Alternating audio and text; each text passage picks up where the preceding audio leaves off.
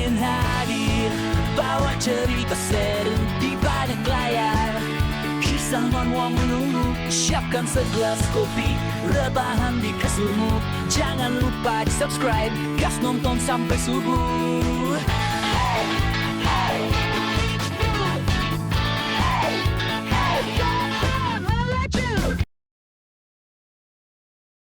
Hati Cha Jerim terasa begitu berat saat gejolak batin menghimpit dadanya. Di tengah keraguan yang menyiksa, ia kembali teringat kejadian sebelumnya, di mana penolakan sempat digumamkan pelan olehnya bahwa tindakan berisiko tersebut tidak akan dilakukan. Baginya, kegagalan dalam memenuhi ekspektasi orang lain dianggap jauh lebih baik daripada harus melangkah sejauh itu dan mengotori tangannya. Namun, meski kata-kata penolakan tersebut telah diucapkan, kenyataan pahit segera membungkam idealismenya. Disadari sepenuhnya olehnya bahwa meskipun keberatan telah dinyatakan, tidak ada alternatif lain yang bisa dipikirkan selain metode licik yang telah direncanakan Pak Tua. Terlebih lagi, segalanya telah terlanjur dijalankan dan dukungan untuk perjanjian dengan kuil Simeunsa pun telah diberikan secara resmi. Dengan nafas yang terasa berat, keputusan untuk tunduk pada keadaan akhirnya diambil oleh Cha Jerim dengan menyatakan pemahamannya atas situasi tersebut kepada sang wali kota. Sebuah peringatan keras segera diterima oleh Cha Jerim, di mana ia diingatkan dengan tegas bahwa keleluasaan dalam bertindak tidaklah diberikan tanpa batas. Anggukan pasrah pun diberikan olehnya, seraya mengonfirmasi pemahamannya atas batasan kekuasaan tersebut. Langkah-langkah administratif kini mulai dibentangkan dengan serius. Kelanjutan rencana berupa penandatanganan kontrak dengan para petani Bok Bunja dan dimulainya produksi dipandang sebagai langkah formal yang tersisa. Rencana itu terdengar sangat sederhana di telinga, namun kenyataannya disadari jauh dari kata mudah, karena setidaknya 1 tahun penuh akan dihabiskan hanya untuk proses produksi tersebut. Hal ini menjadi tamparan keras bagi Cha Jerim bahwa strategi yang selama ini disebut sebagai eksekusi cepat tidaklah mungkin untuk diwujudkan dalam waktu singkat. Target yang dipatok pun tidak main-main, karena ekspor telah ditetapkan sebagai tujuan akhir dari proyek ini. Sontak saja, reaksi ketidakpercayaan diledakkan oleh pihak lain yang merasa sedang dikerjai oleh rencana gila tersebut. Dianggap oleh mereka bahwa waktu yang sangat lama akan dihabiskan hanya untuk memproduksi minuman keras. Namun kini pasar internasional justru sudah dibicarakan dengan lantang oleh Cha Jerim.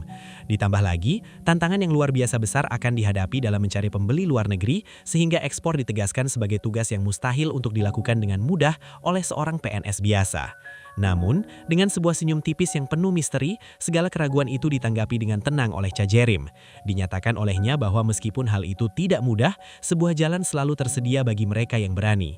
Bahkan sebuah janji yang terdengar mustahil diucapkan bahwa hanya 1 minggu yang akan dibutuhkan untuk mencapainya. Bagi Cha Jerim, keputusan telah ditetapkan dan ditegaskan olehnya bahwa tidak ada lagi jalan untuk kembali yang bisa ditempuh saat ini. Pak Tua yang mendampinginya hanya diam sambil tersenyum tipis melihat kegelisahan mendalam yang diperlihatkan pemuda itu. Di depan kompleks industri Jongju, sebuah sindiran tajam langsung diarahkan Pak Tua kepada Cha Jerim mengenai pernyataan pengunduran dirinya yang ternyata berakhir dengan kehadirannya di tempat yang telah ditentukan. Oleh Cha Jerim yang sudah merasa sangat tertekan, permintaan untuk menghentikan ejekan tersebut diajukan karena rasa kewalahan yang teramat sangat menghadapi situasi ini. Pak Tua justru tertawa kecil dan menyebutkan bahwa hidup tenang sebagai cendekiawan mulia yang suci memang tidak pernah ditakdirkan untuk Cha Jerim. Sikap sok benar dan rendah hati yang ditunjukkan Cha Jerim dianggap hanya sebagai selubung dari kelicikan yang sama dengan orang lain, sehingga ia dinilai sebagai sosok yang jauh lebih cocok ditempatkan di dunia politik yang penuh intrik. Langkah Cha Jerim akhirnya membawanya menemui Jack di kantor cabang Korea. Identitas dirinya diperkenalkan sebagai orang yang telah menghubungi Jack sebelumnya, diikuti dengan permintaan untuk berbicara 4 mata tanpa gangguan seorang penerjemah.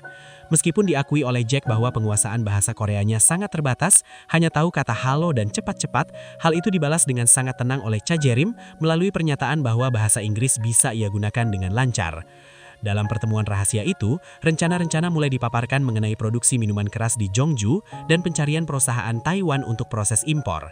Inti pembicaraan itu langsung ditangkap oleh Jack dengan menanyakan apakah pihak mereka diminta untuk menjadi jembatan atau makelar bagi kesepakatan tersebut. Penawaran yang sangat beresiko kemudian disodorkan oleh Cha Jerim, mengingatkan Jack perihal subsidi pembangunan akomodasi pekerja yang telah ditanggung oleh pemerintah kota sebagai bagian dari kesepakatan investasi. Kecurigaan langsung dirasakan oleh Jack jika hal ini akan digunakan untuk menekannya, namun sebuah penawaran yang lebih menggiurkan segera diberikan bahwa seluruh biaya tersebut akan ditanggung sepenuhnya oleh pihak Cha Jerim jika sebuah perusahaan Taiwan bisa diperkenalkan kepada mereka. Keheranan besar dirasakan oleh Jack atas tawaran yang luar biasa besar itu hanya untuk sekedar mencari rekanan perusahaan. Namun skema manipulatif di baliknya segera dijelaskan oleh Cha Jerim.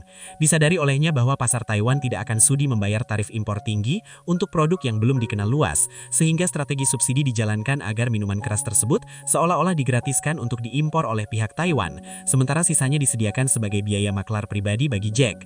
Keangkuhan Jack akhirnya luluh dengan aroma keuntungan yang nyata, dan dinyatakan olehnya bahwa selama keuntungan didapatkan, hal itulah yang paling dipentingkan bagi perusahaannya. Namun, jaminan mutlak 100% tetap dituntut oleh Jerim untuk kesuksesan transaksi ini. Dengan licik, posisi Jack yang memiliki wewenang besar di Korea diingatkan kembali, disertai godaan terakhir berupa pemberian 10% dari subsidi akomodasi secara pribadi ke kantong Jack. Akhirnya, sebuah janji diberikan oleh Jack bahwa usaha terbaik akan dilakukan untuk meyakinkan pihak pusat perusahaan. Setelah pertemuan dengan Jack, kelesuan tampak ditunjukkan oleh Jerim. Bahkan ia mengaku merasa telah kalah telak dalam permainan strategi melawan Pak Tua. Namun Pak Tua kembali mengingatkan bahwa posisi mereka adalah mitra dan seluruh bagian tugas yang kotor namun penting telah dijalankan dengan sangat sempurna oleh pemuda itu. Jerim mengaku dirinya sangat terbeban dengan ambisi pribadinya yang mulai tumbuh, namun Pak Tua menyarankan untuk tidak perlu terlalu diambil pusing karena Jerim akan memahami semuanya suatu hari nanti. Pemuda itu pun melontarkan sebuah pertanyaan kritis, apa sebenarnya alasan Pak Tua memilih cara suap dan subsidi seperti ini dibandingkan cara lain yang lebih bersih? Pak Tua lalu menjelaskan kalau Jerim tidak mungkin bekerja seorang diri merangkul sebuah perusahaan Taiwan tanpa koneksi internasional. Ia harus mengandalkan orang lain untuk tujuan tersebut. Selain itu, tidak ada jaminan segala informasi akan terjaga kerahasiaannya jika dilakukan melalui jalur resmi birokrasi, dan tak terbayangkan kekacauan yang akan terjadi bila media mengetahui rencana subsidi terselubung ini. Dilanjutkan oleh Pak Tua, seandainya pun mereka dapat melakukannya secara legal, proses transfer pembayaran antar negara akan sangat sulit dilakukan tanpa audit yang ketat. Hanya melalui skema penggelapan biaya perumahan Jack lah semua aliran dana itu bisa disamarkan. Jerim juga menambahkan satu poin krusial, mengingat Jack juga menerima uang suap secara pribadi, hal itu menjadi jaminan bahwa ia tidak akan mungkin berkhianat karena nasibnya kini terikat dengan mereka. Waktu pun berlalu hingga rencana tersebut dieksekusi. Kemarahan yang meluap-luap seketika diledakkan oleh wali kota Jang Won-tae saat mendengar laporan berani dari Jerim. Karena kebocoran informasi sekecil apapun dianggap dapat menamatkan karier politik mereka semua. Namun, surutnya kemarahan itu perlahan dirasakan saat Jerim memberikan penjelasan lengkap bahwa tidak ada jalan lain yang lebih efektif dan cepat untuk memenangkan pasar. Dengan tatapan tak percaya, asal-usul taktik politik kotor yang dijalankan oleh Jerim pun dipertanyakan oleh sang wali kota. Ia merasa heran bagaimana seorang pemuda yang tampak polos memiliki ide manipulatif yang demikian matang. Tak lama kemudian, sebuah berita besar diguncangkan ke publik mengenai keberhasilan ekspor Bok Bunja Simunsa ke Taiwan. Berita itu diperkuat dengan foto wali kota Jang Won-tae yang sedang menandatangani MOU dengan perusahaan rekanan Jack. Meskipun secara hukum MOU tersebut tidak mengikat dan hanya sebatas kesepahaman di atas kertas, narasi media yang masif telah berhasil membuatnya terlihat sebagai sebuah kesuksesan perdagangan yang nyata di mata masyarakat. Di suatu tempat, kecurigaan mendalam dirasakan oleh Gu Yongjin sang anggota Dewan Pusat, karena disadari betul bahwa gaya kerja taktis dan beresiko semacam itu bukanlah milik Jang Won-tae yang ia kenal, sehingga identitas asli perancang skema brilian tersebut mulai dipertanyakan dengan serius dalam benaknya. Berkat kerja keras Cha Jerim, Jongju Bok Bunja akhirnya berhasil mendapatkan pengakuan di seluruh penjuru negeri. Wali kota Jang kemudian bertanya, apakah ada alasan khusus mengapa Jerim secara spesifik mempercayakan pembuatan minuman Bok Bunja tersebut kepada para biksu di kuil Simunsa, padahal produk itu bisa saja diproduksi secara massal di pabrik. Jerim pun menjelaskan bahwa sebuah produk tanpa cerita di baliknya tidak akan mampu menggerakkan hati orang-orang, dan membuat khasiatnya terlalu gamblang hanya akan terasa kampungan. Dengan meminjam nama dan tradisi kuil Simunsa, sebuah narasi tercipta bahwa para biksu membuat minuman Bok Bunja tersebut sebagai bentuk ujian untuk menahan godaan demi menjadi murid Buddha yang sejati. Lewat strategi ini, masyarakat secara alami akan mengasosiasikan produk tersebut dengan khasiat staminanya. Jika para biksu saja menganggapnya sebagai ujian berat untuk vitalitas, maka produk itu pastilah yang terbaik. Singkatnya, strategi ini sukses menjaga citra yang luhur sekaligus memberikan hasil yang nyata. Wali Kota Jang pun tertawa dan memuji Jairim karena telah berpikir sedalam itu, menyebutnya benar-benar luar biasa. Semuanya berjalan sesuai rencana, dan satu-satunya hal yang tersisa adalah membuat wilayah Gochang menyerah sepenuhnya. Jairim menyadari bahwa ia membutuhkan satu pukulan penentu untuk mengunci kemenangan ini. Ia kemudian meminta Wali Kota Jang untuk melihat sebuah ide baru. Jairim menjelaskan bahwa Kecamatan San'em sangat terkenal dengan daging sapi Hanwo-nya. Jika steak cocok dengan anggur merah dan makanan laut dengan anggur putih, maka pasangan yang paling sempurna untuk Hanwo Jongju adalah minuman Bok Bunja. Secara teknis, Bok Bunja juga termasuk minuman merah, dan kombinasi ini diprediksi akan menjadi tren yang paling panas. Benar saja, TV dan koran mulai ramai membahas duet maut antara Hanwo Jongju dan Bok Bunja. Di acara televisi 6 O'Clock My Hometown, pemirsa disarankan untuk mengunjungi Jongju dan mencoba sendiri perpaduan makanan paling pas tersebut. Di sisi lain, pimpinan di Kabupaten Gochang benar-benar gigit jari. Mereka gemetar saking kesalnya melihat liputan media tersebut setelah sebelumnya produk Jongju juga sukses menembus pasar Taiwan. Mereka merasa Wali Kota Jang benar-benar telah mencuri identitas Bok Bunja dari daerah mereka. Padahal pihak Gochang sudah bertahun-tahun mencoba, namun tidak pernah sesukses ini. Tak lama setelah itu, Wali Kota Jang menghubungi Gubernur Gochang. Dengan gaya bicara yang lebih kalem, Wali Kota Jang mengakui bahwa selama beberapa bulan terakhir, ia merasa agak tidak enak karena sudah membuat Gochang kesulitan. Ia pun mengajak untuk bertemu dan berbicara santai sejenak. Pertemuan itu dilakukan di sebuah restoran legendaris. Meskipun Gubernur merasa telah dikhianati oleh orang yang selalu memanggilnya Abang, Wali Kota Jang menawarkan sebuah jalan keluar untuk maju bersama. Ia menegaskan bahwa tidak ada yang boleh memonopoli Bok Bunja. Wali Kota Jang menjelaskan bahwa kuil Senun Sa di Gochang dan kuil Simen Sa di Jongju memiliki akar sejarah yang sama dari zaman kerajaan Baekje. Dengan memakai nama Baekje Bok Bunja, mereka bisa saling bantu untuk menyejahterakan petani di kedua daerah. Wali Kota Jang menekankan bahwa ia tidak ingin membiarkan petani di Gochang jadi susah makan. Akhirnya acara peluncuran Baekje Bok Bunja pun digelar meriah, menciptakan sebuah festival kolaborasi antara kota Jongju, Kabupaten Gochang, dan Kabupaten Sunchang. Setelah tugas di komite selesai, Jairim kembali bertugas di kantor Kecamatan San'em. Baginya, semua kejadian seru itu rasanya seperti mimpi di malam pertengahan musim panas. Namun ia tetap teringat pesan seseorang bahwa Wali Kota Jang akan segera disingkirkan dari posisinya, sehingga Jairim harus pintar-pintar menjaga jarak agar tidak ikut terkena dampaknya. Kembalinya Jairim ke kantor kecamatan disambut heboh oleh rekan-rekannya. Kepala bagian memujinya sebagai pahlawan karena telah membuat ekonomi petani di Jongju jadi makmur. Namun di tengah suasana ceria itu, Jairim melihat ada seorang pemohon layanan masyarakat, WNA, yang tampak bingung. Bukannya dibantu, Kepala Seksi justru bersikap kasar dengan mengatakan bahwa ia tidak berbicara bahasa asing dan menyuruh orang tersebut belajar bahasa Korea terlebih dahulu kalau mau cari uang di sini. Jairim mencoba membantu, namun Seksi justru semakin mengomel. Ia menganggap orang-orang pendatang itu hanya mengganggu pekerjaan dan hanya akan menghabiskan uang pajak negara jika sampai dinaturalisasi. Melihat kelakuan atasan Jairim yang kasar, Pak Tua mulai memprovokasi Jairim. Jairim dibilang pengecut karena hanya berani melawan jika urusan itu melibatkan dirinya sendiri, namun malah diam saja saat melihat orang lain diperlakukan tidak adil. Jairim pun mulai terpancing untuk menghadapi Kepala Seksi yang sok kuasa itu. Suasana di kantor Kecamatan San'em seketika menjadi panas. Kepala Seksi tampak sangat kesal dan menyebut tindakan Cha Jairim sangat picik serta sama sekali tidak tahu malu. Dengan nada sinis, ia menuduh Jairim mencoba lepas tangan hanya karena masalah ini bukan urusannya. Lalu membentak Jairim agar tidak hanya berdiri diam dan menyuruhnya bersikap biasa saja. Namun, Jairim tidak tinggal diam. Dengan nada tenang namun tegas, ia menyatakan bahwa Kepala Seksi sudah keterlaluan. Ia mengaku merasa tidak nyaman mendengar sang atasan berbicara begitu kasar kepada seorang pemohon layanan masyarakat. Kepala Seksi yang merasa harga dirinya diinjak pun menantang Jairim, menyebutnya tidak sopan karena berani menceramahi senior.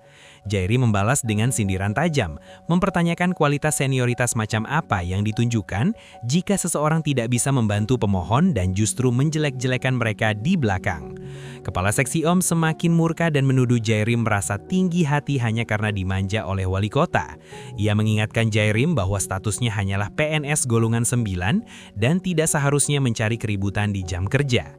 Tiba-tiba, suara berat memecah pertengkaran tersebut. Lee Seong-tae, seorang anggota Dewan Kota, muncul di tengah keriuhan. Kedatangannya yang mendadak membuat Kepala Seksi gemetar ketakutan. Jairim sendiri tampak bingung karena tidak mengenali siapa sosok tersebut.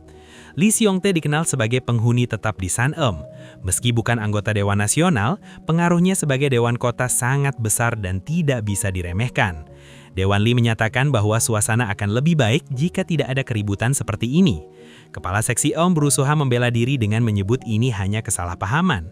Namun Dewan Lee memotong pembicaraan dan menyuruhnya berhenti mencari alasan. Ia memerintahkan Jairim untuk menghadapi pemohon tersebut dan menjelaskan situasinya. Jairim menyadari bahwa wanita tersebut berbicara bahasa Inggris, namun ia juga mendengar sang pemohon menggumam dalam bahasa Tagalog. Meskipun Lee Seong-tae sudah tua, ia ternyata cukup paham bahasa Inggris. Dewan Lee kemudian mencecar Kepala Seksi Eum, menanyakan kebenaran apakah ia telah menghina pemohon tersebut. Dengan teliti, Dewan Lee mengulangi kata-kata kasar Eum mengenai para pendatang yang dianggap parasit, mengganggu pekerjaan karena tidak bisa bahasa Korea, hingga tuduhan bahwa mereka hanya akan membuang-buang uang pajak jika dinaturalisasi. Kepala Seksi Eum berkilah bahwa ia tidak bermaksud jahat, namun Dewan Lee menegaskan bahwa niat bukanlah masalahnya. Hal seperti itu tetap tidak pantas diucapkan langsung di depan orangnya. Ia mengkritik pimpinan kecamatan yang dianggap tidak becus mengelola karyawannya. Sebagai tindakan tegas, Dewan Lee meminta laporan administrasi kecamatan minggu depan untuk memastikan apakah Kepala Seksi Eum sudah benar-benar merenungi kesalahannya. Dewan Lee menunjuk Jairim sebagai orang yang harus memberikan laporan tersebut. Namun ia juga memberi nasihat agar Jairim memperbaiki kebiasaannya yang suka menantang atasan secara buta meski memiliki rasa keadilan yang tinggi. Jairim pun membungkuk hormat, menyatakan penyesalan mendalam dan berjanji akan mengingat nasihat tersebut sembari meminta maaf atas nama kantor kecamatan. Laporan administrasi kecamatan tahun 1998 pun digelar. Jairim merasa tidak menyangka ada politisi seperti Lee Seong-tae yang mau mendengarkan ketidakadilan yang dialami oleh satu pemohon saja. Ia awalnya mengira laporan semacam ini tidak akan benar-benar terjadi. Namun, Pak Tua yang menemaninya justru menyebut Lee Seong-tae sebagai politisi yang gagal total karena idealisme tersebut. Di depan warga, Kepala Seksi Eum Ju Sang pun menundukkan kepala dan meminta maaf secara terbuka kepada para pemohon dan seluruh warga kecamatan. Setelah acara, Pak Tua bertanya apakah Jairim sudah memprediksi kedatangan dewan tersebut untuk menyerang Kepala Seksi Eum. Jairim membantahnya dan menyatakan bahwa ia bukan dukun. Pak Tua tertawa, menyebut Jairim memang agak aneh dan tidak biasa. Jairim merasa dewan kota tersebut sangat unik karena mau membesar-besarkan masalah kecil demi sebuah prinsip. Saat Jairim hendak mengantar dewan tersebut pergi, Lee Seong-tae justru menahannya karena ada hal yang ingin ditanyakan. Dewan Lee mengaku telah mendengar legenda tentang Jairim dari rekan-rekannya sesama anggota dewan, termasuk rumor bahwa Jairim adalah otak di balik proyek sukses Baik C Bok Bunja. Jairim tidak membantah rumor tersebut. Pak Tua yang melihat interaksi itu tersenyum puas. Ia menjelaskan bahwa ia sengaja memancing Jairim untuk melawan Kepala Seksi Eum agar Lee Seong-tae yang punya rasa keadilan tinggi melirik tekad Jairim. Pak Tua mengungkapkan sebuah fakta krusial, bahwa Lee Seong-tae sedang mencari penerus karena usianya tidak akan lama lagi. Ia diperkirakan tidak akan bertahan melewati musim ini. Dengan pandangan visioner, Pak Tua mendorong Jairim untuk memenangkan hati Lee Seong-tae dan mengambil alih posisi tersebut. Ia ingin Jairim membidik kursi Dewan Kota dan menjadi kandidat anggota Dewan Kota Cha. Masa depan politik Cha Jairim mulai dibicarakan dengan serius. Pak Tua menjelaskan bahwa saat Lee Seong-tae meninggal dunia nanti, sebuah pemilihan selah akan segera diadakan. Meskipun masa jabatan Lee Seong-tae sebenarnya masih tersisa 3 tahun lagi, Pak Tua menegaskan bahwa Jairim lah yang akan mengambil kursi tersebut. Jairim merasa sangsi dan bertanya bagaimana mungkin ia bisa melakukan hal sebesar itu, mengingat ia hanyalah seorang pemuda tanpa kredibilitas apapun. Pak Tua mengingatkan ucapan Lee Seong-tae sebelumnya bahwa rekan-rekan sesama anggota dewan sudah mengenal Jairim. Itu artinya, Jairim sudah memberikan kesan yang cukup kuat untuk dianggap sebagai aset politik yang berharga. Hal yang paling penting, Pak Tua menekankan bahwa Jairim memiliki dirinya sebagai pendukung utama. Meskipun begitu, Jairim tetap merasa rencana ini terdengar terlalu dipaksakan. Tak lama kemudian, Jairim terlihat berpamitan kepada Lee Seong-tae setelah mereka bertemu. Pemuda itu menyampaikan rasa terima kasihnya karena Lee Seong-tae telah membantunya. Namun, Lee Seong-tae menjawab dengan dingin bahwa ia tidak melakukannya demi Jairim, jadi tidak perlu ada rasa terima kasih. Diungkapkan oleh Pak Tua bahwa Lee Seong-tae sebenarnya datang untuk meminta saran mengenai calon penerusnya. Namun orang yang direkomendasikan justru menolak karena posisi Dewan Kota tersebut tidak mendapatkan gaji. Jairim terkejut saat mengetahui bahwa posisi itu tidak dibayar. Patua menenangkan Jairim dengan mengatakan bahwa ada cara untuk menangani masalah keuangan tersebut. Patua menyebut posisi yang dipegang Lee Seng-tae selama ini sebenarnya tidak berarti karena meski Lee memiliki bakat, ia tidak pernah mencapai hal besar. Patua menasihati Jairim agar menjadikan hal ini sebagai pelajaran. Jika Jairim hanya hidup mengandalkan rasa keadilan saja, ia hanya akan berakhir sebagai sebuah kegagalan. Jairim pun merenung, mencoba mengambil hikmah dari kesalahan orang lain. Waktu berlalu hingga memasuki bulan November di kantor kecamatan Sanem. Semua staf diingatkan bahwa bulan ini jadwal piket akan bertepatan dengan bulan kesadaran pencegahan kebakaran. Setiap pegawai diminta untuk selalu waspada terhadap api dan tetap siaga ekstra. Di kantor piket, suasana terasa sangat mengesalkan bagi Jairim. Patua yang ikut berada di sana terus mengganggunya saat Jairim mencoba membaca buku. Patua merengek bosan dan menyuruh Jairim berhenti membaca. Jairim yang merasa terganggu akhirnya berpikir untuk membuat pria tua itu tidur atau ia sendiri yang harus mengambil waktu istirahat. Tiba-tiba, telepon kantor berbunyi nyaring. Laporan mengejutkan diterima bahwa ada sebuah peluru yang terbang dan masuk ke dalam rumah kaca plastik milik warga. Polisi setempat ternyata tidak mengambil tindakan apapun, sehingga warga menghubungi kantor kecamatan. Namun seorang petugas kepolisian justru menganggap hal itu bukan masalah serius. Petugas itu berdalih bahwa saat ini banyak pemburu liar yang menjadi sukarelawan karena banyaknya babi hutan belakangan ini. Jairim mempertanyakan legalitas hal tersebut karena secara teknis ini bukanlah musim berburu. Petugas kepolisian tersebut justru meminta Jairim untuk tidak melihat segala sesuatu dari sisi negatif dan mengingatkan bahwa Jairim adalah orang kecamatan yang mengenal pimpinan kecamatan, jadi ia dilarang membuat keributan yang tidak perlu. Polisi tersebut menyuruh Jairim untuk diam saja dan tetap di tempatnya. Jairim merasa orang-orang ini benar-benar keterlaluan. Patua bertanya, apa yang akan dilakukan Jairim? Apakah ia akan mengonfrontasi mereka atau melaporkannya? Patua menyindir bahwa polisi saja tidak melakukan tugasnya, begitupun dengan Jairim. Jairim merasa tersentak, lalu ia menghubungi rekan kerjanya, Hamsol. Hamsol terkejut dipanggil ke kantor piket pada jam selarut itu. Ia sempat mengira Jairim akan menyatakan perasaan atau meminta bantuan pribadi yang romantis. Namun Jairim justru meminta izin untuk pergi selama 3 jam dan berjanji akan membalas budi apapun di masa depan. Hamsol yang awalnya bingung, akhirnya membiarkan Jairim pergi. Jairim kemudian mengamati situasi di lapangan. Ia melihat ada sekelompok orang yang sedang melakukan perburuan liar di malam hari dengan cara yang tidak normal. Patua menilai mereka sedang mengincar sesuatu yang besar dan menyarankan agar Jairim mundur saja karena mereka bukan preman biasa, seperti anak buah Guang atau kelompok Em. Patua bertanya, apakah Jairim pikir mereka tidak akan berani menembaknya hanya karena Jairim memiliki koneksi? Patua menjelaskan bahwa masalahnya bukan soal ditembak, melainkan Jairim akan menghadapi kesulitan besar yang membuatnya harus menanggung semua kesalahan sendirian tanpa ada masalah yang terselesaikan. Jairim berpendapat bahwa resiko terburuknya adalah ia dipecat. Namun Patua mengingatkan bahwa yang melakukan penembakan itu adalah tokoh besar lokal, maka Jairim tidak akan bisa mencalonkan diri sebagai dewan kota. Jairim membalas bahwa mengabaikan kekacauan ini karena rasa takut justru akan membuatnya tidak layak menjadi pemimpin. Jairim menegaskan bahwa ia tidak berencana hidup hanya berdasarkan keadilan saja, namun ia juga tidak berniat menjadi pengecut demi masuk ke dunia politik. Ia merasa tidak ada gunanya menjadi politisi jika harus mengawalinya dengan sikap pengecut. Jairim menantang kata-kata Patua sebelumnya tentang kegagalan akibat rasa keadilan dan menyatakan bahwa ia tetap tidak yakin dengan ucapan itu. Dengan penuh tekad, Jairim meminta Patua untuk tidur saja jika mau, karena ia sendiri yang akan membereskan masalah perburuan liar ini. Patua memperingatkan Cha Jairim bahwa orang-orang itu sudah sangat siap menghadapi segala situasi. Ia menyaksikan apakah Jairim benar-benar berpikir bahwa tindakan kecilnya akan membuat mereka bergeming. Namun, saat melihat rombongan itu mulai bergerak, Jairim dengan penuh tekad menyatakan bahwa ia akan maju dan yakin bahwa mereka pasti akan terkejut. Patua hanya bisa menggerutu melihat kenekatan pemuda tersebut. Setelah berhasil mengambil foto wajah-wajah mereka sebagai bukti yang cukup, Jairim muncul dari kegelapan dan langsung menanyakan apa yang sebenarnya mereka lakukan di sana. Salah satu dari mereka terkejut dan bertanya, siapa Jairim? Jairim pun memperkenalkan diri sebagai petugas dari kantor kecamatan yang datang setelah menerima laporan tentang perburuan liar. Bukannya takut, orang-orang itu justru mencibir dedikasi pegawai publik muda zaman sekarang yang dianggap terlalu serius bekerja. Jairim menyindir bahwa gara-gara kegiatan mereka, ia bahkan tidak bisa beristirahat dengan tenang. Orang-orang itu berkilah bahwa mereka justru sedang berjasa bagi masyarakat dengan menangkap babi hutan dan rusa di luar musim berburu.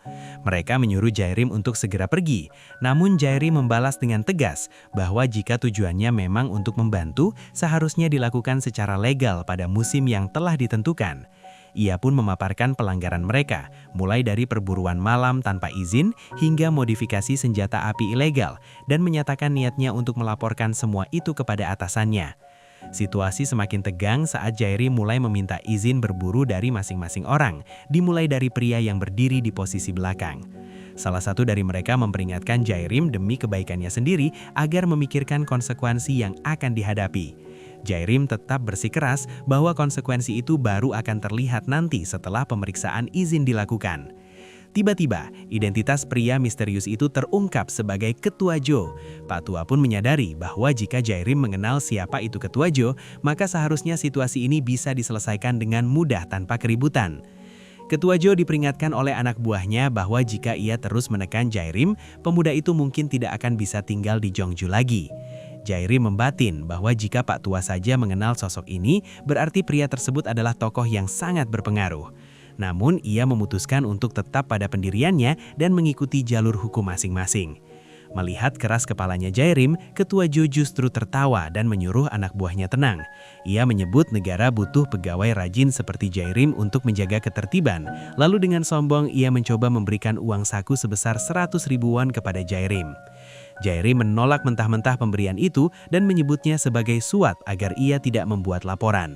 Ketua Jo mempersilahkan Jairim melapor jika mau dan mengklaim uang itu hanya tanda kekaguman. Jairim pun membalas bahwa jika Ketua Jo memang merasa kagum, maka ia harus berhenti melakukan perburuan liar tersebut. Pak Tua berkomentar bahwa hampir tidak ada politisi di Jeongju yang belum pernah menerima uang dari Ketua Jo. Pak Tua kemudian bertanya tentang langkah Jairim selanjutnya. Jairim menyatakan akan melapor ke camat dan jika tidak berhasil, ia akan membawanya ke tingkat yang lebih tinggi di balai kota. Pak Tua menyaksikan hal itu karena merasa polisi dan wali kota sekalipun pasti sudah diamankan oleh Ketua Jo. Meskipun wali kota Jang Won-tae menghargai Jairim, ia diprediksi tidak akan punya pilihan selain memihak Ketua Jo. Namun Jairim mengungkapkan bahwa ia masih memiliki kartu as, yaitu satu orang yang tidak berada di bawah pengaruh Ketua Jo. Pagi harinya di kantor kecamatan, Jairim menyelesaikan tugas piket malamnya.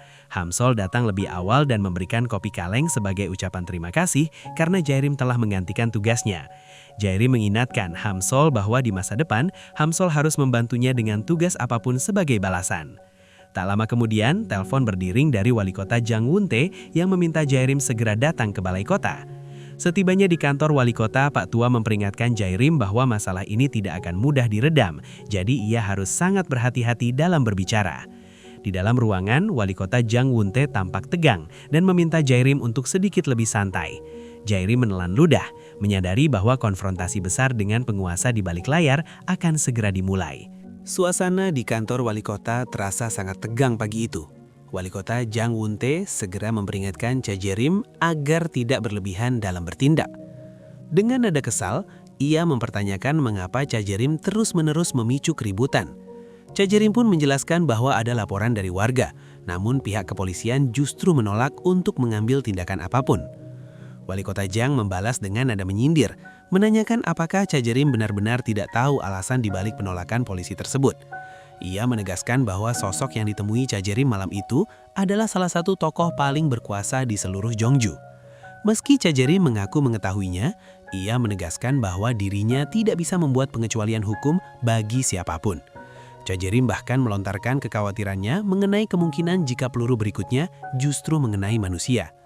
Mendengar bantahan itu, wali kota Jang membentak Cha Jairim dan menyuruhnya berhenti menjawab setiap perkataannya. Setelah suasana sedikit mereda, sang wali kota menghela napas panjang dan mengakui bahwa tindakan Cha Jairim sebenarnya sudah benar. Namun ia memutuskan untuk tidak memarahi Cha Jairim lebih lanjut dengan syarat masalah tersebut dianggap seolah-olah kantor pusat telah mengabaikannya.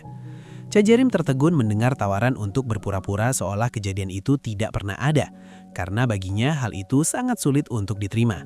Wali kota Jang yang sudah habis kesabaran menantang Cha Jerim tentang apa yang bisa ia lakukan jika tidak menerima keputusan tersebut. Tanpa memberi kesempatan lagi, sang wali kota menyuruh Cha Jerim untuk segera keluar dari ruangannya. Di luar ruangan, Pak Tua yang mendampingi Cha Jerim berkomentar bahwa tidak mungkin Cha Jerim akan menyerah begitu saja dengan mudah. Ia menebak bahwa Cha Jerim pasti akan segera mengeluarkan kartu as miliknya. Cha Jerim pun membenarkan hal tersebut karena ia merasa tidak punya pilihan lain. Fajar baru saja menyingsing ketika mereka sudah berada di depan rumah seseorang. Pak Tua menggerutu tentang apa yang mereka lakukan di pagi buta seperti ini. Namun Cha Jerim memintanya untuk bersabar sebentar lagi. Pak Tua bahkan sempat menyindir apakah Cha Jerim sudah gila karena terlihat seolah-olah sedang berbicara dengan udara kosong. Pak Tua terus mengeluh tentang berapa lama lagi mereka harus menunggu seperti orang bodoh. Padahal Cha Jerim mengaku mempelajari metode menunggu gaya lama ini justru dari Pak Tua sendiri. Jam sudah menunjukkan pukul 7 pagi ketika sosok yang ditunggu akhirnya muncul. Cha Jerim segera menyapa anggota Dewan Lee Sung Tae dan menanyakan apakah beliau tidur dengan nyenyak. Dewan Lee terkejut melihat kehadiran Cha Jerim di depan rumahnya pada jam 10 malam. Pak Tua menyindir bahwa akhirnya mereka bisa melihat wajah pria tua itu. Cha Jerim menjelaskan bahwa ia datang karena ada hal yang sangat penting untuk dibicarakan. Dewan Lee bertanya mengapa Cha Jerim tidak membuat janji lewat telepon saja, yang kemudian dijawab dengan jujur oleh Cha Jerim bahwa Dewan Lee tidak pernah memberikan nomor teleponnya. Merasa tidak enak melihat mereka kedinginan di luar, Dewan Lee mengajak mereka masuk untuk minum teh. Meski begitu, Cha Jerim menyadari bahwa wajah sang anggota dewan sama sekali tidak tampak senang. Ia merasa kasus ini tidak akan terselesaikan dengan mudah. Sambil menyeruput tehnya, Dewan Lee bertanya, apa sebenarnya yang Cha Jerim inginkan darinya? Cha Jerim langsung meminta bantuan agar masalah perburuan liar tersebut dipublikasikan. Ia meyakini bahwa Dewan Lee memiliki pengaruh yang cukup besar untuk mewujudkannya. Namun Dewan Lee justru mengaku bahwa dirinya tidak memiliki kekuatan administratif untuk mewujudkannya. Cha Jerim terkejut mendengar pernyataan itu karena ia tidak tahu siapa lagi yang bisa ia mintai tolong jika bukan Dewan Lee. Dengan belak-belakan, Dewan Lee menjelaskan situasi pahit bahwa setiap anggota dewan kota lainnya telah dibungkam oleh tumpukan uang tunai dari Ketua Ju. Ia menegaskan jika semua rekan sejawatnya berpihak pada Ketua Ju, maka tidak ada yang bisa ia lakukan sendirian. Mendengar hal itu, Cha Jerim menyatakan pemahamannya dan menegaskan bahwa ia tidak akan memaksa untuk memohon kepada seseorang yang sudah berkata tidak. Ia memutuskan untuk menangani masalah ini dengan caranya sendiri. Di dalam hatinya, Cha Jerim merasa sangat marah. Ia tidak menyangka bahkan sosok sejujur Lee Sung Tae pun tidak berdaya melawan kotornya politik. Cha Jerim bertekad jika tidak ada yang mau mendengar, maka ia sendiri yang akan menggonggong cukup keras agar semua orang bisa mendengar. Cha Jerim pun kembali mendatangi pihak berwenang. Orang-orang di sana mulai berbisik-bisik, merasa jenah karena ini sudah kelima atau keenam kalinya Cha Jerim datang dengan tuntutan yang sama. Salah seorang petugas menyuruhnya pergi dan meminta Cha Jerim berhenti membuang-buang waktu mereka untuk masalah sepele. Cha Jerim bahkan diminta berhenti menjadi gangguan bagi mereka. Dengan tenang, Cha Jerim membalas bahwa jika kepolisian tetap menolak memproses laporannya, maka ia akan membawa kasus ini ke kejaksaan. Ia memperingatkan agar tidak berpura-pura tidak tahu jika nanti masalah ini membesar. Para petugas pun terkejut mendengar ancaman itu. Pak Tua bertanya, apa yang akan Cha Jerim lakukan jika kejaksaan pun mengabaikannya? Cha Jerim menyatakan bahwa satu-satunya pilihan terakhir yang tersisa adalah melakukan aksi unjuk rasa atau protes terbuka. Cha Jerim berdiri tegak di depan kantor polisi Jongju sambil memegang papan tuntutan. Dengan suara lantang, ia terus menyuarakan tuntutan agar pihak kepolisian segera melakukan investigasi terhadap para pemburu liar yang melanggar hukum. Pak Tua yang melihat aksi tersebut bergumam bahwa ia tidak habis pikir bagaimana Jerim bisa merasa melakukan keributan sendirian seperti itu akan menyelesaikan masalah. Jerim menjawab bahwa ia harus melakukan segala hal yang ia bisa. Setidaknya aksi ini akan menarik perhatian orang. Pak Tua menyebut tindakan Jerim bak melemparkan telur ke batu tanpa rencana yang matang. Namun, di tengah keraguan itu, sebuah panggilan telepon masuk. Pak Tua mengakui bahwa tindakan Jerim memang membuahkan hasil, tapi ia merasa pusing jika harus berurusan dengan level Dewan Kota. Ia sadar Jerim tidak akan bisa melewati situasi ini tanpa bantuan Lee Seong Tae.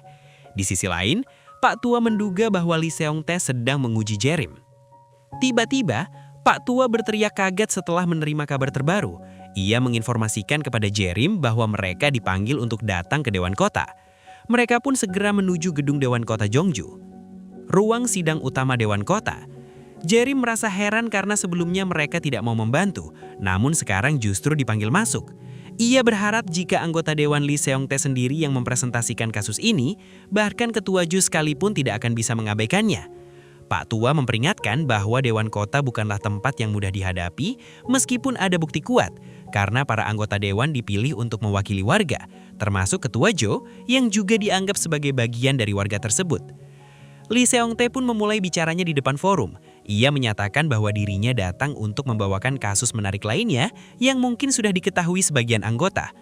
Ia menceritakan kronologi di mana seorang pegawai kantor kecamatan yang sedang piket malam menerima laporan suara tembakan, hingga ditemukannya lubang pada rumah kaca plastik milik warga. Dewan Lee menyindir kinerja polisi Jongju yang dikenal efisien namun tidak membuat kemajuan dalam investigasi selama berhari-hari. Ia membeberkan bahwa terjadi perburuan liar ilegal di malam hari dan salah satu orang yang terlibat bahkan tidak memiliki lisensi berburu. Dengan lantangnya, ia menyebutkan bahwa sosok yang melakukan tindakan ilegal tersebut adalah orang yang mereka kenal baik, yaitu Ketua Jo. Mendengar nama itu disebut, ketua sidang segera menginterupsi. Lee Seong-tae diminta untuk menahan diri dari pernyataan yang bisa merusak reputasi seseorang sebelum ada keputusan hukum yang resmi. Lee Seong-tae menjawab bahwa secara teknis perkataan ketua sidang benar. Namun jika masalah ini dianggap sepele setelah melihat bukti, ia menantang agar dirinya dibawa ke komite etika. Ketua sidang akhirnya mengizinkan bukti tersebut dibawa masuk. Cha Jerim sang peserta magang pun melangkah masuk dengan mantap. Lee Seong-tae memperkenalkan Jerim sebagai satu-satunya pejabat pemerintah yang menolak suap dari Ketua Jo. Tanpa pemuda ini, Jongju disebut hampir menjadi properti pribadi kaum kapitalis. Dewan Lee kemudian menatap Jerim dan mengingatkannya kembali bahwa sebelumnya Jerim berkata akan melakukannya sendiri jika harus. Maka saat inilah waktunya ia bertindak. Ia menegaskan bahwa mikrofon di podium tersebut bukan untuk kelompok, melainkan untuk satu orang. Pak Tua menyadari bahwa kakek itu telah merencanakan hal ini sejak awal untuk menguji apakah Cha Jerim layak menjadi penerusnya. Apalagi aksi protes di depan kantor polisi dilakukan Jerim atas inisiatif sendiri tanpa memberi kabar terlebih dahulu kepada Pak Tua. Ia penasaran sejauh mana rasa keadilan Jerim akan membawanya saat berdiri di depan orang-orang berkuasa untuk pertama kalinya. Jerim berdiri mematung, dikelilingi oleh tatapan-tatapan sinis dan bermusuhan dari para anggota dewan. Ia teringat nasihat bahwa rasa keadilannya hanya akan menjadi masalah jika ia tidak tahu siapa yang ia hadapi. Ia menyadari bahwa dirinya memang tidak bisa melakukan apa-apa sendirian.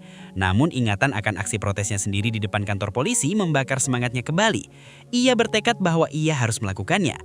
Dengan suara yang lebih stabil, ia memperkenalkan diri sebagai Cha Jerim, peserta magang dari Divisi Layanan Sipil Kantor Kecamatan Sanum.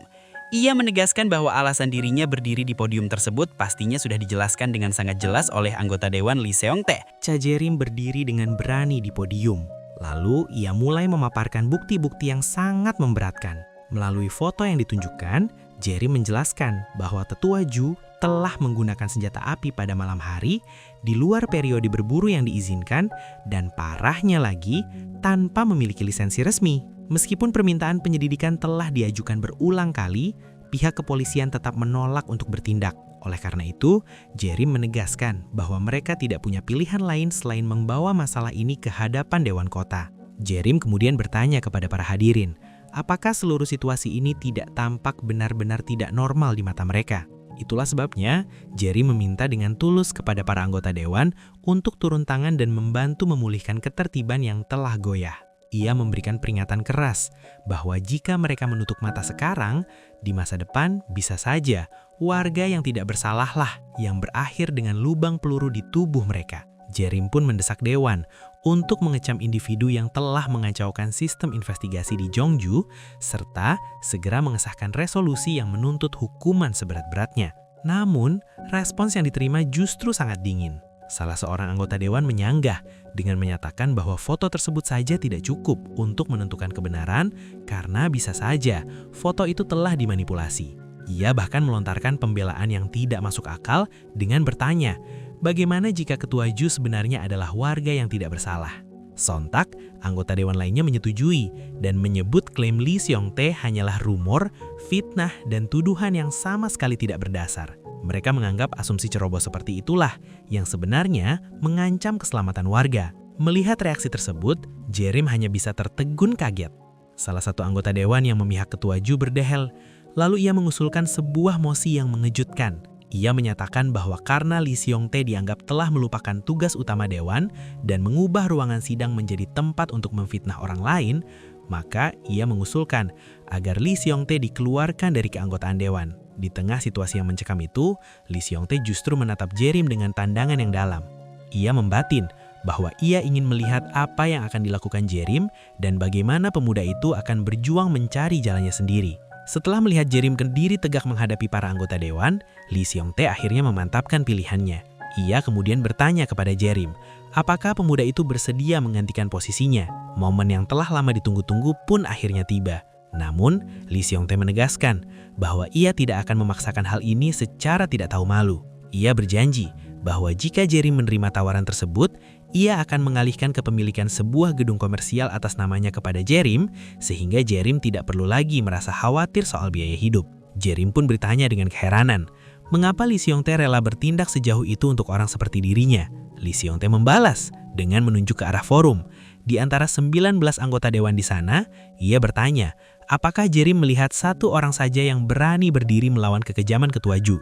Baginya, fakta bahwa Jae-rim mampu mengenali adanya masalah saja sudah membuatnya lebih dari sekedar memenuhi syarat. Lee Seong-tae menyadari bahwa langkahnya mungkin akan berakhir di sini.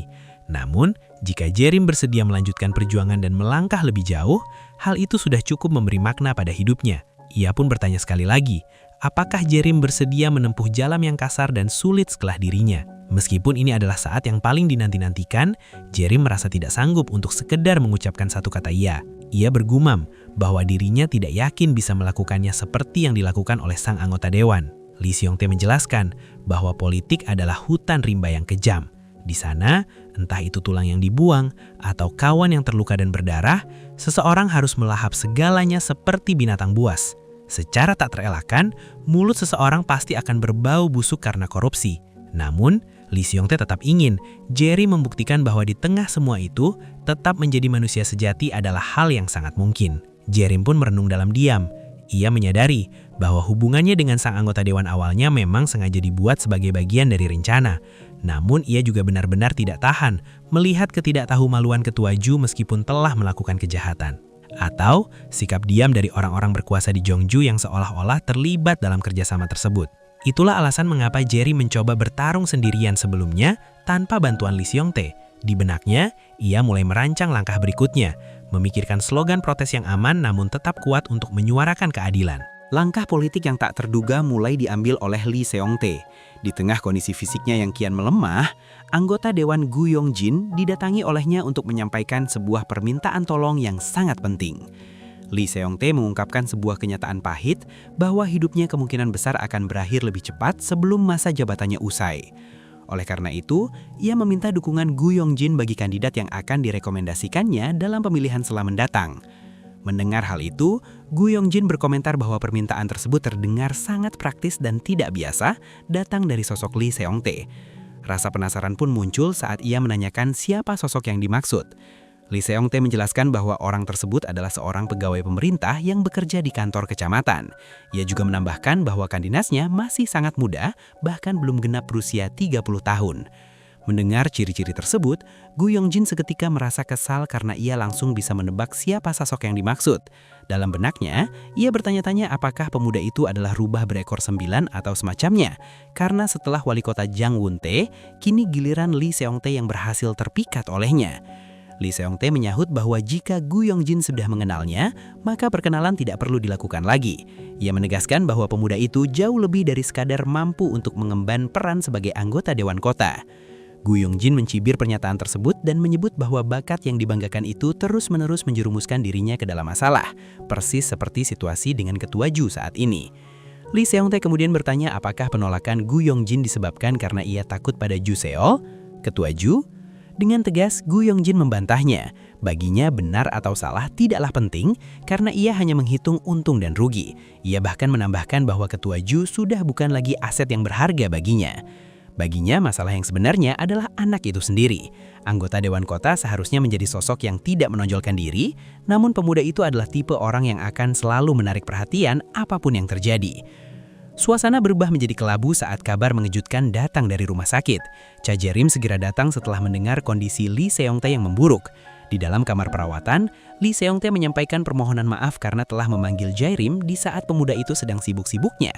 Jae-rim pun membalas dengan nada sedih, mempertanyakan mengapa sang anggota dewan harus meminta maaf padahal beliaulah yang sedang sakit. Jae-rim menanyakan kondisi kesehatan Lee Seong-tae dan mengaku merasa tidak enak karena telah membuat beliau menunggu dalam keadaan sakit seperti itu. Lee Seong-tae meminta Jae-rim untuk tidak berkata demikian karena menurutnya Jae-rim sudah banyak membantunya. Jae-rim menegaskan bahwa tentu saja ia akan menunggu, mengingat Lee Seong-tae telah melalui banyak hal sulit terkait pekerjaan di Dewan Kota dan urusan lainnya. Mendengar pujian itu, Lee Seong-tae bergumam lirih bahwa jika Jae-rim tahu betapa berantakannya Dewan Kota yang sebenarnya, pemuda itu mungkin akan merasa malu untuk melihat wajahnya. Namun di balik layar, mesin politik mulai bergerak sesuai rencana. Dalam sebuah pertemuan formal, seorang pimpinan rapat meminta perhatian semua orang dan memastikan bahwa mereka semua telah mendengar instruksi dari anggota Dewan Gu Yongjin. Dinyatakan dengan lantang bahwa polisi Jongju yang seharusnya menjadi tonggak pendukung bagi warga, ternyata terbukti hanya menjadi tonggak pelindung bagi ketua Ju. Fakta itu disebut sebagai sesuatu yang sangat mengejutkan. Dewan Kota diperintahkan untuk berbicara dalam satu suara dan menuntut penyelidikan secara menyeluruh tanpa batasan. Seruan itu disambut setuju oleh para anggota lainnya, termasuk anggota Dewan Yo Heung-gyu. Pada akhirnya, terbukti bahwa pengaruh besar Gu Yongjin lah yang benar-benar mampu menumbangkan kekuasaan Ju Seol. Tak lama setelah kedatangan Jae-rim untuk menjenguk, kondisi Lee Seong-tae semakin melemah. Ia pun menghembuskan nafas terakhirnya setelah mengungkapkan sisi kelam dunia politik pada Jae-rim. Suasana duka menyelimuti gedung persemayaman jenazah. Cha Jae-rim melangkah masuk dengan hati yang berat. Di sana ia disambut oleh Choi Jin-ho, ajudan setia mendiang Lee Seong-nae. Jin-ho menyapa Jae-rim yang baru saja tiba, sementara Jae-rim membalasnya dengan suara pelan. Jae-rim teringat bahwa mereka bahkan pernah bertemu di sebuah pemakaman saat Lee Seong-tae masih hidup. Melihat Jin-ho yang telah mengabdi begitu lama kepada mendiang, Jae-rim membatin bahwa rasa kehilangan yang dirasakan pria itu pastilah tidak terukur luasnya. Dengan penuh penyesalan, Jae-rim bergumam dalam hati bahwa seandainya ia tahu pertemuan sebelumnya adalah yang terakhir, ia pasti akan mengucapkan sesuatu yang lebih bermakna. Jin-ho kemudian berterima kasih atas kedatangan Jae-rim. Namun Jae-rim justru membalas bahwa berkat dukungan Jin-ho dan orang-orang sekitarnya lah, sang anggota dewan mampu berpulang dengan tenang. Jin-ho mengenang betapa banyak kebaikan yang telah dilakukan Lee Seong-tae semasa hidupnya, dan ia menyarankan agar Jae-rim mengucapkan salam perpisahan terakhir tanpa ada penyesalan. Sambil terisak pelan, Jae-rim merasa seolah tidak percaya bahwa Lee Seong-tae telah meninggalkan mereka begitu cepat. Di sisi lain, Pak Tua yang menemani Jae-rim justru termenung melihat banyaknya warga yang datang melayat. Pak Tua bertanya-tanya dalam hati, saat ia meninggal dulu, apakah ada orang yang meratapi kepergiannya seperti ini? Ingatannya kembali pada masa lalunya yang kelam saat ia dicaci maki sebagai Gu Yongjin yang korup dan Gu Yongjin yang menjijikan oleh masa yang menuntutnya pergi. Pak Tua membatin bahwa dulu ia menganggap Lee Seong-tae adalah politisi yang gagal, namun mungkin ia salah. Ia merenung, mana mungkin seorang politisi gagal bisa dihadiri oleh begitu banyak warga di hari pemakamannya. Tiba-tiba suara riuh rendah muncul dari kerumunan. Orang-orang mulai berbisik saat melihat sosok Gu Yongjin yang asli, tokoh politik yang masih hidup, muncul. Para fotografer segera bersiap mengambil gambar terbaik dari kedatangan yang dianggap sangat mencolok itu. Pak Tua yang asli, roh atau partner Jae-rim, mencibir kedatangan Gu Yongjin tersebut dan menyebutnya sebagai penipu tiruan. Ternyata mendiang Lee Seong-tae telah meninggalkan sebuah pesan terakhir yang dibacakan di hadapan publik. Dalam pesan yang terasa sangat rendah hati itu, mendiang menyebutkan bahwa meski ia tidak layak untuk memintanya, ia memiliki satu permintaan terakhir. Sebuah pemilihan sela akan segera diadakan untuk mengisi kursinya yang kosong. Lee Seong-tae yang disebut sebagai orang tua licik oleh Pak Tua karena strategi ini, merekomendasikan seorang pegawai negeri bernama Cha Jae-rim. Mendiang menulis bahwa meski Jae-rim masih muda dan berpangkat rendah, ia adalah sosok yang jujur, teguh, dan lebih mampu dari siapapun untuk menjalankan tugas Dewan Kota. Kerumunan pun geger dan mulai mempertanyakan siapa sebenarnya sosok Cha Jae-rim itu.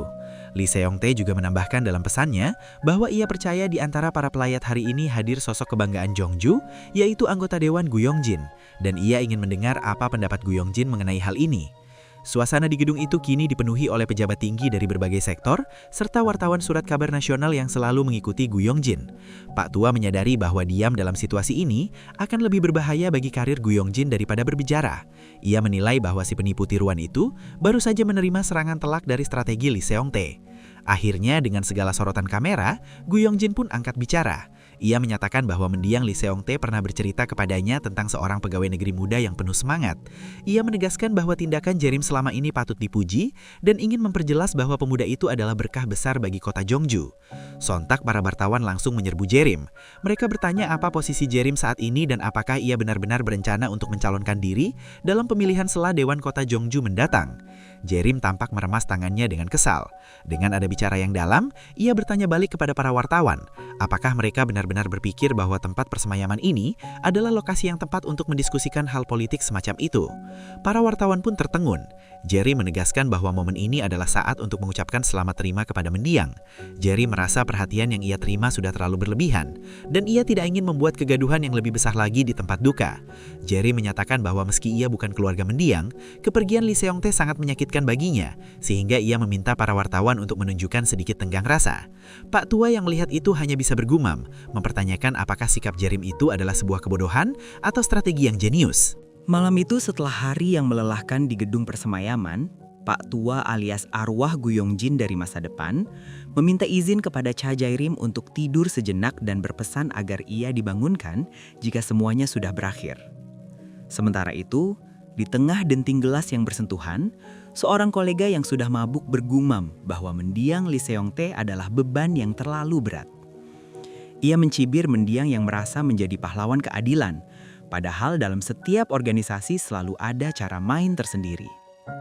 Baginya, urusan nasional adalah bagian anggota Dewan Pusat, sementara Dewan Kota seharusnya cukup mengurus isu lokal saja. Mendengar cercaan terhadap orang mati di hari pemakamannya sendiri, anggota Dewan Gu Yongjin alias Pak Tua versi muda segera membentak koleganya itu dan menyuruhnya diam karena tidak pantas mengoceh sambil mabuk. Tak lama kemudian, Jae-rim diminta oleh Gu Yongjin untuk mengikutinya. Mereka pergi menemui seorang pemilik kedai yang ternyata sudah menyiapkan daging sapi rebus karena sudah menduga kedatangan mereka. Gu Yongjin menyatakan bahwa ia datang bukan demi dagingnya, melainkan demi masakan sang pemilik kedai yang selalu ia nikmati. Setelah mulai menyantap makanan, pertanyaan langsung dilontarkan oleh Gu Yongjin mengenai rencana Jae-rim selanjutnya. Meskipun Jae-rim sempat berpura-pura bingung, ia akhirnya didesak untuk memberikan jawaban jujur karena jawaban kepada wartawan sebelumnya dianggap terlalu kabur. Jae-rim pun menyatakan dengan tegas niatnya untuk mencalonkan diri sebagai anggota Dewan Kota. Gu Yongjin mengingatkan bahwa meskipun ia memberikan dukungan, pada akhirnya warga negaralah yang akan memberikan suara. Jae-rim diminta untuk tidak hanya bekerja keras, tetapi juga bekerja dengan baik. Karena rakyat tidak akan memilihnya dengan mudah mengingat Jae-rim memiliki terlalu banyak kelemahan. Pak Tua yang baru bangun sempat tersinggung karena mengira Jae-rim diremehkan hanya karena bukan lulusan Universitas Korea. Namun Jae-rim sendiri mengakui bahwa ia sangat sadar akan kekurangan-kekurangannya. Gu Yongjin kemudian memperlihatkan sosok yang kemungkinan besar akan menjadi lawan Jae-rim, yaitu Seo Jin-yong, sang kepala polisi. Diketahui bahwa Seo Jin-yong sudah memberitahu ajudan lokal mengenai niatnya maju dalam pemilihan sela Dewan Kota. Gu Yongjin menimbang-nimbang apakah ia harus mengerahkan kekuatan eksternalnya untuk mendukung Jae-rim agar bisa menang dengan mudah. Lembaran baru pun dimulai saat Jae-rim menyiapkan surat pengunduran dirinya. Pak Tua menegaskan bahwa ini adalah awal yang sebenarnya.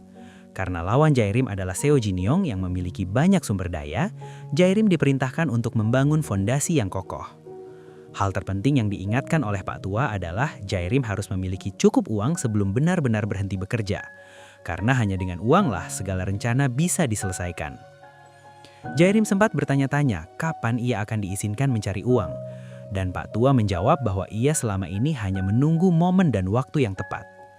Untuk pertama kalinya, Jae-rim melihat Pak Tua tersenyum begitu lebar.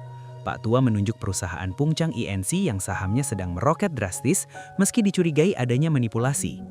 Jae-rim diinstruksikan untuk menginvestasikan seluruh uang tunai yang dimilikinya ke saham tersebut karena nilainya diprediksi akan menembus atap. Dengan penuh keyakinan, Jae-rim menyatakan kepercayaannya pada instruksi Pak Tua. Tak disangka, proses Jae-rim meninggalkan kantor kecamatan Sanem begitu cepat. Hamsol yang terkejut menanyakan alasan Jae-rim berhenti secara tiba-tiba. Jae-rim meminta maaf karena tidak bisa berpamitan dengan layak dan mengungkapkan rahasia bahwa ia akan mencalonkan diri sebagai anggota Dewan Kota. Meskipun harus meninggalkan rumah dinas, Jae-rim memastikan bahwa ia akan tetap tinggal di Sanem. Hamsol merasa lega mendengarnya. dan Jairim memintanya untuk merahasiakan hal tersebut dari rekan-rekan yang lain sebelum ia pergi meninggalkan kantor. Pemilihan sela harus dilaksanakan dalam waktu 90 hari setelah wafatnya Lee Seong-tae, yang berarti Jairim hanya memiliki waktu 3 bulan. Pak Tua memperingatkan bahwa mulai sekarang ini adalah politik yang nyata, dan Jairim akan baik-baik saja jika mau mendengarkan instruksinya. Namun dengan tegas Jairim menyahut bahwa ia tidak ingin menjadi boneka Pak Tua. Ia menyatakan akan membuat keputusannya sendiri dan menganggap Pak Tua hanyalah penasihat baginya. Setelah berbagai kesibukan yang melelahkan, Pak Tua memberikan instruksi bahwa mulai besok, Jairim harus mulai memperkenalkan dirinya secara luas kepada para penduduk. Hal ini ditekankan karena kekurangan terbesar Jairim saat ini adalah tingkat pengenalan masyarakat yang masih sangat rendah. Namun, sebelum melangkah lebih jauh ke ranah publik, Jairim menyatakan bahwa ada sesuatu yang harus ia selesaikan terlebih dahulu. Rasa penasaran pun muncul dari pihak Pak Tua yang mempertanyakan apa sebenarnya yang harus dilakukan oleh Jairim dan kemana tujuan mereka saat itu. Dengan nada tegas, Pak Tua memperingatkan bahwa ia tidak akan memaksa Jairim untuk melakukan segala sesuatu persis sesuai caranya. Namun, jika Jairim terus bertindak semaunya seperti ini, hal itu akan menjadi masalah besar di masa depan. Jairim pun merespons dengan menjelaskan bahwa ia sedang mengubah jalur kariernya dari seorang pegawai pemerintah tingkat rendah menjadi politisi penuh waktu, yang mana hal tersebut merupakan peristiwa yang sangat besar bagi hidupnya. Pak Tua membalas dengan nada sedikit kesal, mempertanyakan apakah Jairim berpikir dirinya tidak mengetahui betapa pentingnya transisi tersebut. Ia menegaskan bahwa setiap hari saat ini sangatlah mendesak. Mereka seharusnya berkeliling kota, menyapa orang-orang, dan terus mengawasi gerak-gerik Seo Jin-yong. Namun, di tengah urgensi itu, Jairim justru dianggap membuang-buang waktu dengan mendatangi sebuah kuil. Jairim kemudian menyuruh Pak Tua untuk segera kembali, dengan alasan bahwa biksu di kuil tersebut tidak menyukai keberadaan hantu. Sesampainya di tujuan, Jairim melangkah masuk ke area kuil yang tenang. Sambil membawa sebuah kotak dari toko kue Jeongju Rice Cake, ia berdiri di depan seorang wanita yang sedang duduk dengan tenang. Dengan suara yang lembut namun syarat akan emosi, Jairim menyapa sosok tersebut dan memanggilnya sebagai ibu, menandakan bahwa kunjungan pribadinya ini adalah sebuah momen sakral untuk meminta restu sebelum memulai perjuangan politiknya.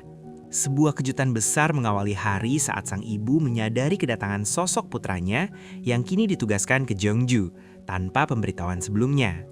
Sebuah pertanyaan diajukan oleh sang ibu mengenai seberapa besar kasus yang sedang dihadapi, hingga Jairim harus datang secara langsung. Sambil menyisap minumannya, Jairim menjawab dengan jujur bahwa masalah ini jauh lebih besar daripada sekedar penugasan di Jeongju. Dugaan tentang pernikahan sang anak sempat dilontarkan oleh ibu Jairim, namun hal itu segera dibantah. Diceritakan oleh Jairim bahwa pada tahun ia menginjak usia dewasa, ibunya memutuskan untuk pergi ke kuil karena merasa lelah dengan hiruk-pikuk dunia sekuler. Kini, ibunya harus dipanggil dengan sebutan Biksu Yeonmyo. Sejak saat itu, sebuah kemampuan aneh dimiliki oleh ibunya, yaitu dapat melihat hantu. Dan nasib yang sama ternyata menular kepadanya sejak saat itu. Di tengah suasana mistis tersebut, Jairim dengan mantap menyatakan niatnya untuk maju dalam pemilihan Dewan Kota. Terkejut bukan main, sang ibu menanggapi pernyataan Jairim mengenai pencalonan dirinya sebagai anggota Dewan Kota. Meskipun merasa tidak berhak ikut campur, rasa khawatir diungkapkan oleh sang ibu bahwa Jairim mungkin telah didorong atau dipaksa oleh seseorang untuk mengambil langkah tersebut. Pengakuan diberikan oleh Jairim bahwa ia memang didorong oleh keadaan. Bahkan surat pengunduran diri dari kantor kecamatan telah diserahkan secara resmi. Namun, ditegaskan oleh Jairim bahwa keputusan akhir tetap diambil oleh dirinya sendiri, sehingga sang ibu tidak perlu merasa terlalu khawatir. Setelah pertemuan di kuil tersebut, sebuah peringatan keras disampaikan kepada Cha Jairim bahwa dirinya diyakini mampu menangani urusannya sendiri. Namun diingatkan pula bahwa jika suatu saat nanti ia menjadi buta karena keserakahan dan kembali dengan mata yang keruh serta tidak bernyawa, maka hal itu akan menjadi akhir bagi mereka berdua. Jairim diminta untuk tidak membiarkan dirinya menjadi terlalu kotor oleh intrik politik yang akan dihadapi. Sambil melangkah pergi dengan suara langkah kaki yang berat, rasa penasaran pun muncul dari sosok Pak Tua yang kemudian bertanya apakah ibu Jairim adalah seorang biksu di kuil tersebut, yang kemudian dijawab dengan pembenaran singkat oleh Jairim. Pak Tua berkomentar bahwa dengan kondisi ayah yang sudah tiada dan ibu yang menjadi seorang biarawati, Jairim pasti memiliki cerita hidup yang cukup mendalam. Menanggapi hal tersebut, Jerim hanya berujar pelan bahwa setiap orang pasti memiliki ceritanya masing-masing. Narasi pun berlanjut ke tahap perencanaan, di mana Jerim menegaskan bahwa karena dirinya akan mencalonkan diri dalam pemilihan, mereka perlu mulai menyusun rencana dengan matang. Waktu terus berjalan dan hitung mundur menuju pemilihan selak kini menunjukkan angka 85 hari lagi. Di tengah perjalanan, perhatian mereka teralihkan oleh keberadaan kantor polisi, di mana Pak Tua bergumam tentang betapa beratnya tanggung jawab di sana. Jerim kemudian mempertanyakan mengapa kepala polisi belum juga mengundurkan diri dari jabatannya. Dijelaskan oleh Pak Tua bahwa hal tersebut merupakan sebuah langkah politik yang sengaja diambil. Selama ia belum mengundurkan diri hingga tepat sebelum pendaftaran kandidat, ia masih bisa menggunakan posisinya untuk mendekati para pemberi pengaruh lokal dan mengumpulkan dukungan suara secara efektif. Sikap Cajerim yang kini lebih mandiri sempat diprotes oleh Pak Tua, yang merasa Cajerim tiba-tiba bicara seenaknya. Namun, Pak Tua menyadari bahwa Cajerim telah memendam perasaannya sejak lama. Diingatkan oleh Pak Tua bahwa sebagai mantan pegawai golongan 9, Cajerim memiliki keleluasaan untuk segera berhenti dan bahkan mengintai lawan politiknya. Sekarang, perintah diberikan kepada Cajerim untuk mulai menunjukkan wajahnya kepada para warga, dan sebuah pergerakan cepat harus segera dilakukan. Meskipun dalam hati ada sedikit keraguan, Cajerim memutuskan untuk mengikuti nasihat Pak Tua mengenai etika saat berkampanye. Instruksi untuk membungkuk sedikit namun tidak berlebihan, serta mempertahankan senyum tipis tanpa menunjukkan gusi, dipraktekkan dengan seksama olehnya. Saat bertemu dengan para tetua desa yang sedang bermain go, sapaan hangat diberikan oleh Cajerim. Kesopanan pemuda itu segera menuai pujian, di mana ia dianggap sebagai pemuda yang sangat santun oleh para warga senior tersebut. Setelah berjalan seharian, keluhan sempat terlontar dari mulut Cajerim karena merasa perjalanan tersebut seolah tidak ada ujungnya. Sindiran tajam segera diberikan oleh Pak Tua bahwa Cajerim baru saja mencakup satu desa. Padahal dahulu saat Pak Tua berkampanye, 2 desa bisa diselesaikan dalam sehari tanpa istirahat. Cajerim akhirnya menyadari dan mengakui dalam hati betapa terampilnya Pak Tua dalam strategi kampanye saat mereka berjalan menyusuri Kecamatan Sanem. Kehadiran Cajerim mulai menarik perhatian publik, di mana namanya mulai diperbincangkan oleh warga sebagai sosok yang pernah dipuji oleh anggota Dewan Gu Yongjin di rumah duka. Karena adanya jaminan dari tokoh besar tersebut, Cajerim mulai dianggap sebagai sosok yang bisa diandalkan oleh sebagian masyarakat. Meski begitu, bayang-bayang reputasi Pak Tua yang sering disebut di berita sebagai ular licik atau dalang di balik layar, tetap menjadi catatan tersendiri bagi Cajerim dalam melangkah lebih jauh. Langkah kaki Cajerim terhenti seketika saat pandangannya menangkap sesuatu yang mencurigakan di sebuah pekarangan. Dengan nada penuh selidik, ia meminta Pak Tua untuk menahan diri sejenak sembari menunjuk ke arah tanaman tersebut. Setelah mengamati dengan saksama, Pak Tua membenarkan pengamatan Jerim dan mengonfirmasi bahwa tanaman yang mereka lihat itu adalah opium atau bunga popi. Rasa ingin tahu Jerim berlanjut dengan pertanyaan mengenai aspek hukum tanaman tersebut, di mana ia menanyakan apakah membudidayakan opium adalah tindakan ilegal. Dijelaskan oleh Pak Tua bahwa hal tersebut memang ilegal menurut hukum. Namun di rumah-rumah pedesaan seperti itu, jarak menuju rumah sakit sangatlah jauh, sehingga penduduk setempat tampaknya menanamnya secara sembunyi-sembunyi untuk keperluan pengobatan tradisional. Jerim pun menyadari resiko besar di baliknya, seraya membatin bahwa jika hal ini sampai terungkap, pihak kepolisian pasti tidak akan tinggal diam. Sambil menatap ke arah kantor polisi yang berdiri kokoh dengan semboyan pelayanan sepenuh hati, sebuah ide mulai muncul di benak Jerim. Pak Tua kemudian ditanya oleh Jerim apakah ia mengetahui keberadaan rumah-rumah lain yang juga menanam bunga popi selain rumah yang sedang mereka lihat saat ini. Dengan nada ragu, Pak Tua menjawab bahwa kemungkinan hal itu memang ada di sekitar sana. Mendengar jawaban tersebut, Jerry memutuskan bahwa mereka harus melakukan pemeriksaan yang lebih mendalam di wilayah tersebut. Sebuah niat strategis tersirat dalam pikirannya, di mana ia ingin memastikan apakah kepala polisi selama ini sengaja menutup mata terhadap praktik ilegal tersebut atau memang tidak mengetahuinya sama sekali. Hal ini direncanakan Jerim sebagai celah untuk menguji integritas sang kepala polisi yang akan menjadi saingan politiknya.